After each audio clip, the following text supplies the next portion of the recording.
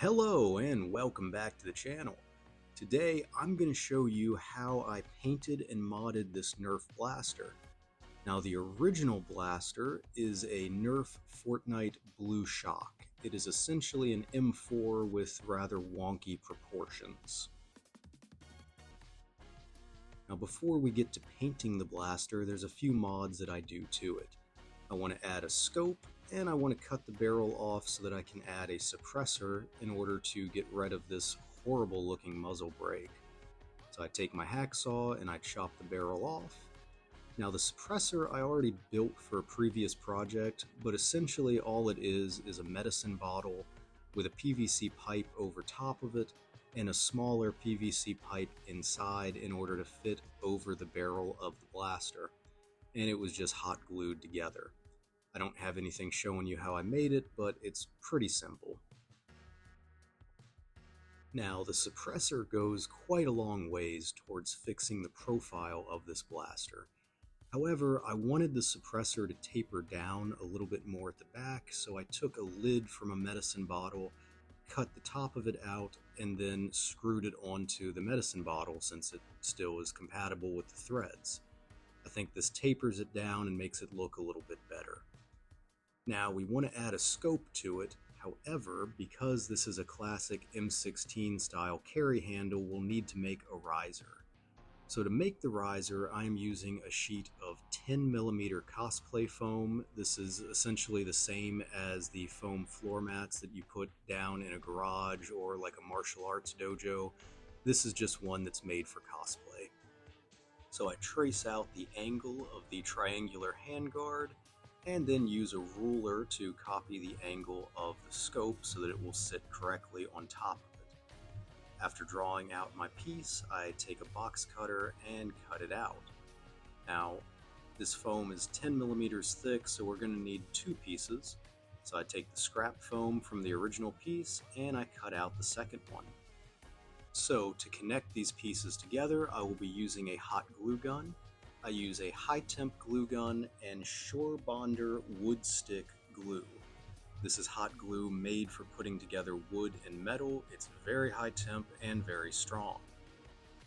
I then attach the scope riser to the blaster, and our next thing to do will be to attach the scope to the riser.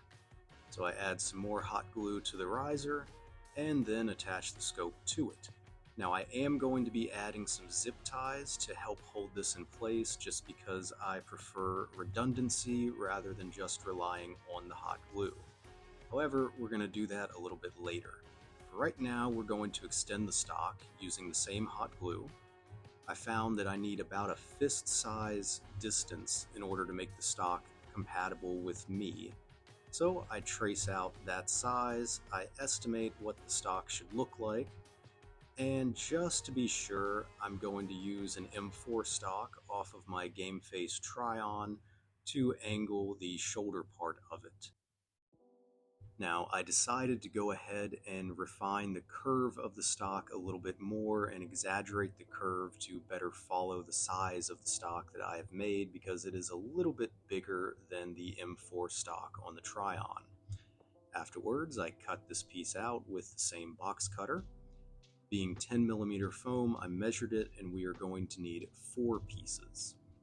So I cut out 4 of the same piece and checked to make sure that it fits, and it looks like it is about the same height as the stock on the blaster. From here, we're going to glue all these pieces together. This is a super simple process of just taking hot glue, gluing one side, sticking it down to the next, and doing it again and again. After looking at the stock, I decided that the curvature was just a little bit off, so I cut it to be a little straighter for the back end. Now we have our stock piece, which I add some hot glue to, and then glue it to the back of the blaster so we have a nice extended stock. The proportions are still a little wonky, but it's in keeping with the weird proportions of the blaster. Now the scope sits up pretty high, so I have to link 2 zip ties together in order to make it reach.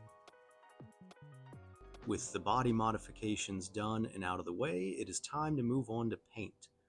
Now, I always use Plastidip on my Nerf mods because it is designed to stick to plastic and it saves me on having to sand down the Nerf blaster so paint will stick to it. I do 2 coats of Plastidip, although I don't show it because it's a little boring. For the actual color, I am using Rust-Oleum Ultra Matte Down to Earth paint. It is a sort of khaki tan color. I will be doing 2 coats of it as well, although the video will only show 1 coat because again, it's a little boring to just watch me spray paint something. Moving inside to the painting table, we're going to be using Light Mocha from Apple Barrel as the base for our camo paint job. I'm just making large splotches of paint. The fun thing about doing camo is that it's really hard to mess it up. It's not like painting a traditional blaster with details and stuff like that. You can just kind of do whatever you like. For the next color, I'm using Apple Barrel Matte Dark Blue Gray. And I'm not basing this off any particular style of camouflage. I kind of went with a sort of tiger stripe style idea. So I'm just making sort of pointed, curvy lines. And I'm doing them either from the top, reaching down to the bottom, or reaching from the bottom up to the top. Again, there's not really a particular design or way that I'm doing this. I'm kind of just going with whatever looks right and looks, kind of cool.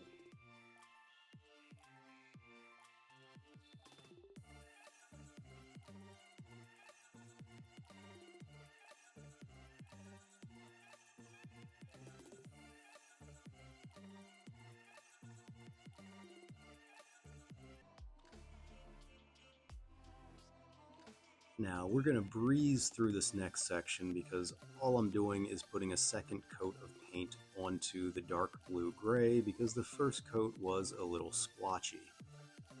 With the second coat done, we can take a nice little look at the condition of the blaster as it is now. Next up, I'm using Apple Barrel again, matte paint, and this is just straight black. What I'm doing is essentially outlining the top or bottom edges of all of the gray. In some of them, I have the line going through the middle just for something different. Again, there's not a particular rhyme or reason behind how I'm doing this. I'm just going with whatever feels right and looks cool. Which is again why I love painting camouflage. You're not beholden to doing little details or messing anything up.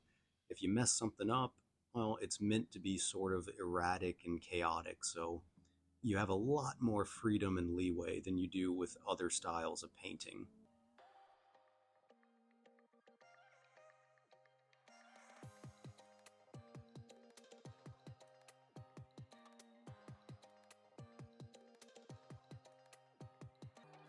Now you can't quite see it because of the camera angle, but I'm painting the connector between the stock and the body of the blaster. This would be the buffer tube on an actual M4 or M16 if it has a collapsible carbine style stock. I decided that the pistol grip would look a little bit cooler if it was black, just to sort of break up some of the profile and not keep everything camo. Now there's not really a good division on the body for where the grip would start or end, so I just kind of guesstimate and draw an angled line in order to give me a good break as to where to put the black for the pistol grip. I also paint up the rev trigger to match because it falls in line with where the new painted grip is going to be. After this, I go in and paint what would be the bolt carrier / chamber, and then we move on to the front sight and a little bit of the barrel. Again, just adding some black to break up the profile and give it a little more visual interest. Continuing with adding black details to the blaster, we move back to the stock and fill in these little holes on the stock with black to simulate shadow. And then we move on to the sight. This would be the adjuster slider dial thingy on the sight. I know there's a proper name for it, I can't think of it at the moment, but I'm going to do this for the bottom dial and for the dial that's above it. After this, we move on to the scope and paint the adjustment knob on the scope black as well. Hey, I remembered the name, it's called an adjustment knob. I do a second coat on a couple of the things that we've done black, and here is our mostly finished blaster.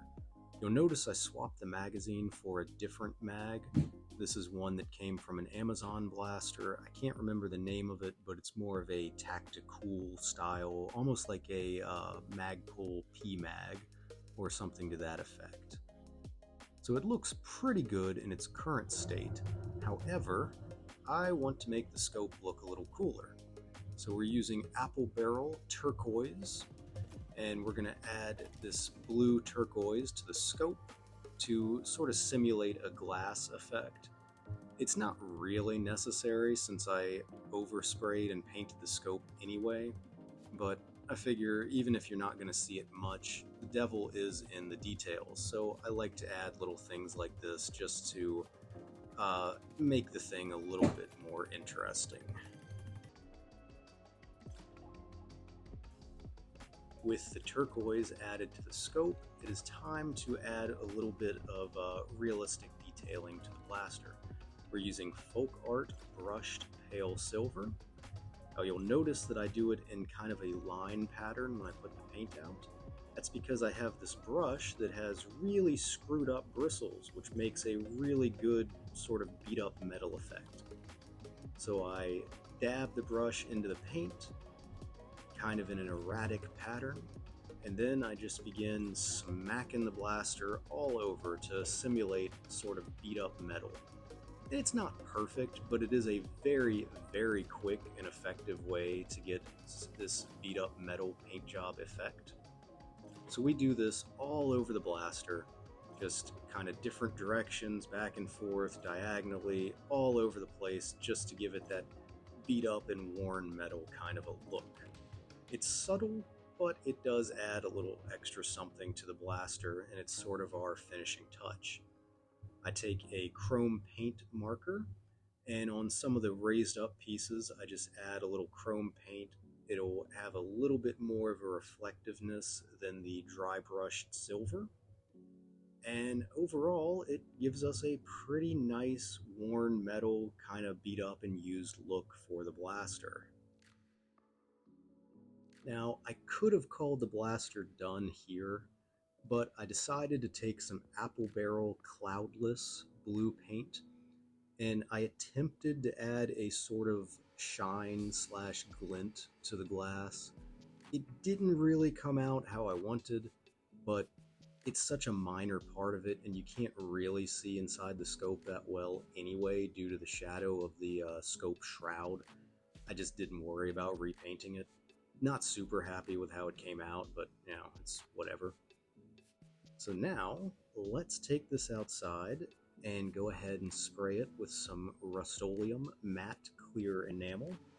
This will protect the paint and give it a nice matte effect. I don't like using gloss coats on my paint jobs because gloss is so reflective. I feel like it kind of ruins the photographic element. So here we are with our finished blaster in all of its glory. Now this should go without saying, but due to the realistic look of it, if I were to take this to a cosplay convention or a Comic-Con or anything like that, I would add an orange tip to it with some orange electrical paint or something like that, because it does look now like a real blaster. So let's do a screen test and see how this looks in cosplay. I threw on my makeshift tactical ranger kind of loadout thing, and overall, I would say it looks pretty decent. Especially considering how wonky and ridiculous it originally looked. Now it is suitable to be used for a cosplay costume. So with all that, thank you for watching, and I hope to see you in the next one.